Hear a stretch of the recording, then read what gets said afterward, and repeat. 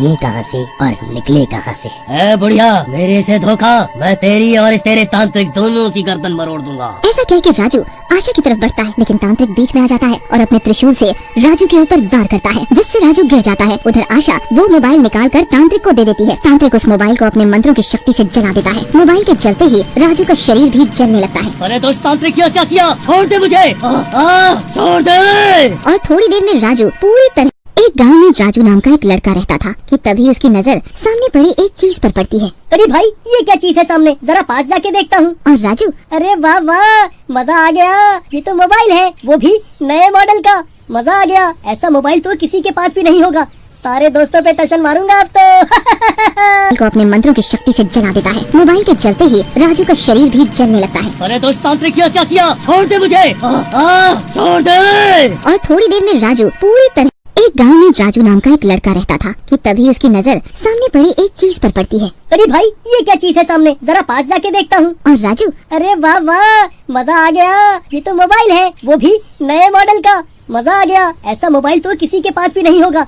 सारे दोस्तों पे टशन मारूंगा अब तो।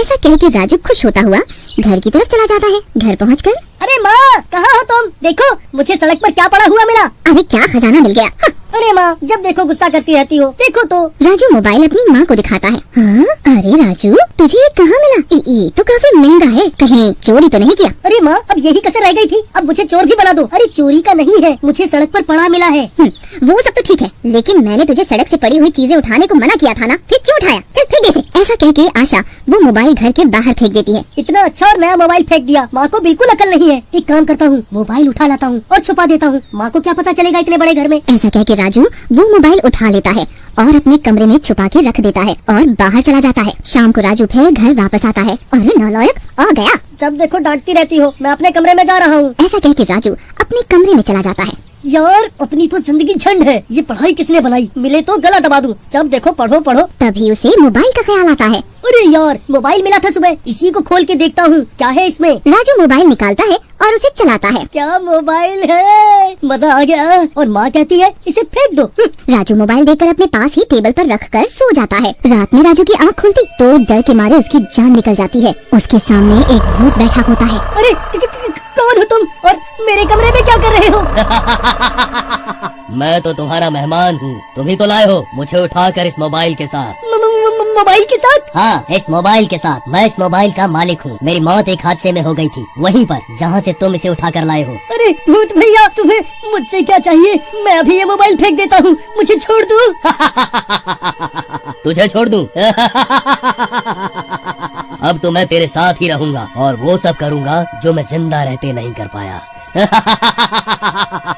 ऐसा कहकर भूत राजू के अंदर समा जाता है और राजू बेहोश हो जाता है। अगले दिन सुबह राजू को होश आता है। राजू की माँ उसे उठाने आती है। राजू, अरे राजू उठ जा। जब देखो सोता रहता है। न खाने का होश है, न ही पीने का। चल उठ, रोटियां तोड़ ले। राजू गुस्से में उठता है। उसकी आंखें लाल हो जाती है, लेकिन वो कुछ नहीं बोलता और अपनी माँ को रोटी देने के लिए बोलता है। माँ, भूख लगी है, रोटी ला दो। उस दिन राजू कुछ ज्यादा ही रोटियां खा जाता है। राजू की माँ के हाथ दुखने लगते हैं रोटियां बनाते बनाते। अरे क्या पूरे घर का खाना अकेले ही खा जाएगा?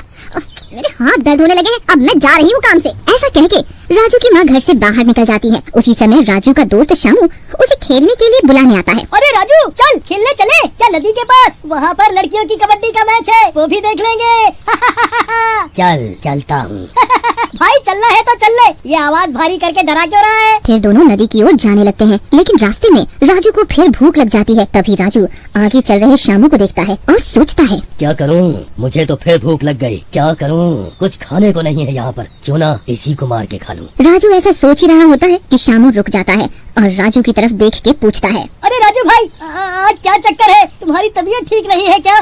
चलो घर चलते हैं। मेरी तबीयत तो ठीक है, लेकिन मुझे आज बहुत भूख लगी है और मेरे सामने तू खड़ा है। आज तुझे ही खाऊंगा।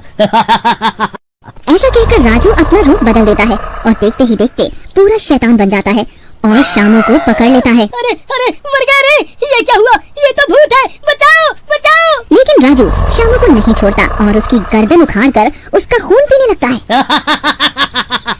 ये इंसानों का खून बहुत ही स्वादिष्ट है, मजा आ गया।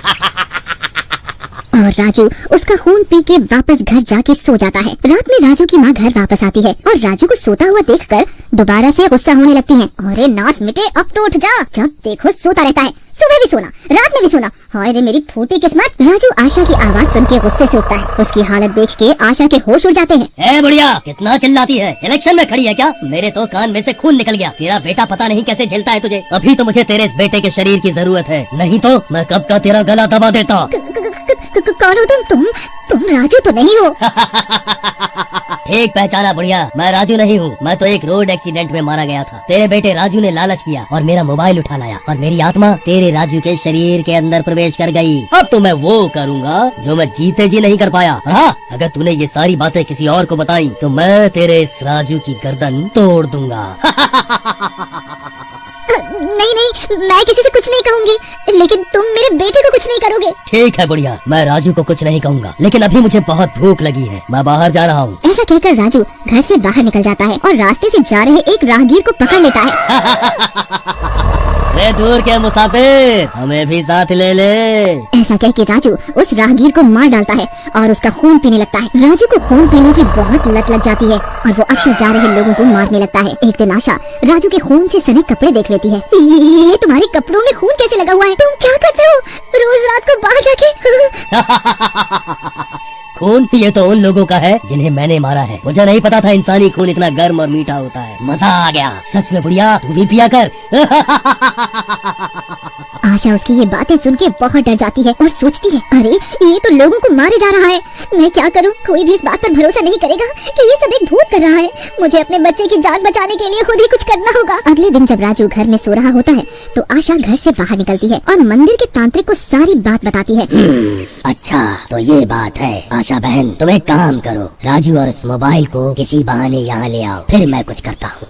ठीक है महाराज। उसी रात आशा राजू से, सुना है आज रात गांव में फिरंगी आ रहे हैं, सुना है काफी गर्म खून होता है उनका। बढ़िया, कहाँ आ रहे हैं फिरंगी? मुझे भी साथ लेके चल, मैं भी देखूंगा और उनका गर्म खून पीऊंगा।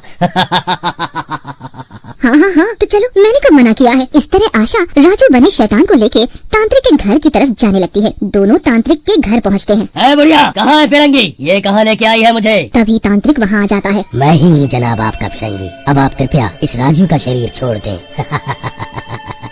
नहीं तो हम आपकी ऐसी हालत करेंगे कि आप कंफ्यूज हो जाओगे कि खून पिए कहाँ से और निकले कहाँ से। बुढ़िया, मेरे से धोखा, मैं तेरी और इस तेरे तांत्रिक दोनों की गर्दन मरोड़ दूंगा। ऐसा कह के राजू आशा की तरफ बढ़ता है, लेकिन तांत्रिक बीच में आ जाता है और अपने त्रिशूल से राजू के ऊपर वार करता है, जिससे राजू गिर जाता है। उधर आशा वो मोबाइल निकाल कर तांत्रिक को दे देती है। तांत्रिक उस मोबाइल को अपने मंत्रों की शक्ति से जला देता है। मोबाइल के जलते ही राजू का शरीर भी जलने लगता है। अरे दोस्त तांत्रिक, क्या किया? छोड़ दे मुझे, छोड़ दे। और थोड़ी देर में राजू पूरी तरह